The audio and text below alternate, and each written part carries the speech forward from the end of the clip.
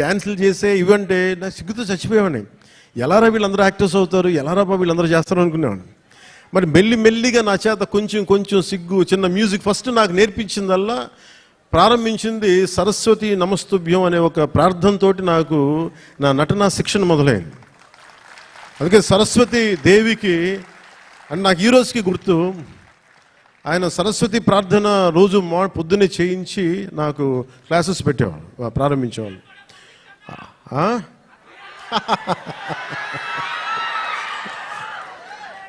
అలాగే ఆయన అలా స్టార్ట్ చేసి నాకు ముందు ఆటపాట చెప్పారు, మన ఉత్తరాంధ్ర ఆటపాట. అవి నాకు చాలా ఇంట్రెస్ట్ వచ్చింది.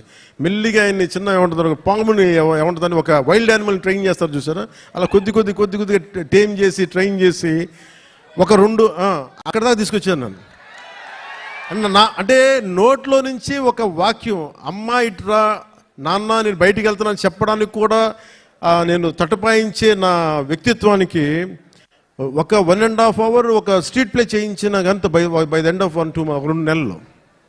సో నన్ను అంత ట్రైన్ చేసి నేను నేర్చుకున్నది ఏంటంటే నటన నేర్చుకోలేదు ఈయన దగ్గర, ధైర్యాన్ని నేర్చుకున్నాను ఈయన దగ్గర. నేను నీకు ఏదైనా ఒక అభిప్రాయం ఉన్నప్పుడు నిర్భయంగా చెప్పడం చేసుకో, ఏమవుతావు మహా అయితే ఫెయిల్ అవుతావు, ఏమవుతానే.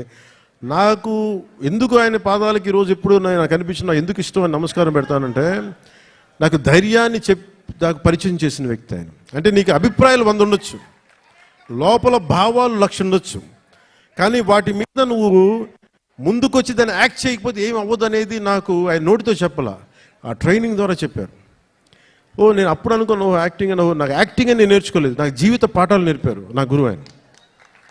సో చిరంజీవి గారికి నేను ఏం చెప్పానంటే 1 సంవత్సరం తర్వాత, అన్నయ్య మీరు ఇప్పుడు సినిమా తీగిపోయినా పర్లేదు కానీ నాకు జీవితంలో బతికే శక్తిని ఇచ్చేవి ట్రైనింగ్ వల్ల, నేను ఏ కూలి పని చేసుకునే బతికేస్తాను తప్ప నాకు యాక్టరే అవ్వాలని లేదు, నాకు చాలా సంతోషం. ఆ తర్వాత అక్కడమ్మా ఇక్కడమ్మాయి నన్ను తీసుకొచ్చారు, అలాగే వైజాగ్లో తీసుకొచ్చారు, వైజాగ్ స్టీల్ ప్లాంట్లో ఇక్కడను చచ్చిపోయేవాడిని సిగ్గుతో. అప్పుడు మళ్ళీ ఒక 6 months మనకి 1 year గ్యాప్ రాగానే మళ్ళీ యాజ్ యూజువల్ మన యూజువల్ సిగ్గు మళ్ళీ ముడుచుకుపోయాను మళ్ళీ.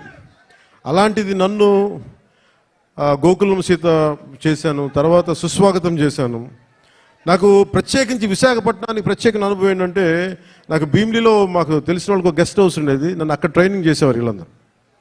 సో నాకు అందుకు భీమిలీ కానీ మన ప్రాంతాలు కానీ మన సర్క్యూట్ గెస్ట్ హౌస్ మనం ప్రాక్టీస్ చేసేదాం. ఒక సంగం శరత్ ఓనర్స్ గెస్ట్ హౌస్ ఒకటి ఉండే, అక్కడే మ్యాక్సిమం ట్రైనింగ్ క్లాసెస్ అని సాయంత్రాలు పడు, మార్నింగ్ ఏమో భీమిలీ, సాయంత్రాలు సంగం శరత్.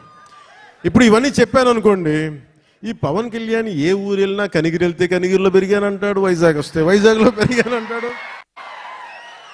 కానీ నేనేం చేస్తాను, అందుకే నా పేరు పవనం, నేను తిరుగుతూ ఉంటాను, వెళ్తూ ఉంటాను.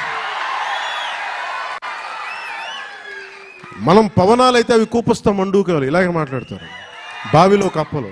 బావిలో కప్పలు గిరిగిసుకొని కూర్చుంటే వాళ్ళకి అర్థం కావు, పవనం తాలూకు శక్తి వాటికి అర్థం కాదు.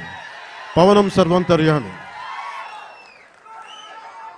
సో అలాంటి నన్ను ఈరోజు సినిమా మేకింగ్ మీద కానీ వీటన్నిటి మీద అవగాహన వచ్చింది అంటే నాకు నా గురువు ఇచ్చిన నూరిపోసిన ధైర్యం. ముందుగా నాకు ఈరోజు మీ ముందు నిలబడగలుగుతున్నాను అంటే నాకు మా అన్నయ్య చిరంజీవి గారు నన్ను ఇచ్చిన ఆయన నన్ను నమ్మారు, మా వదిన నన్ను నమ్మింది.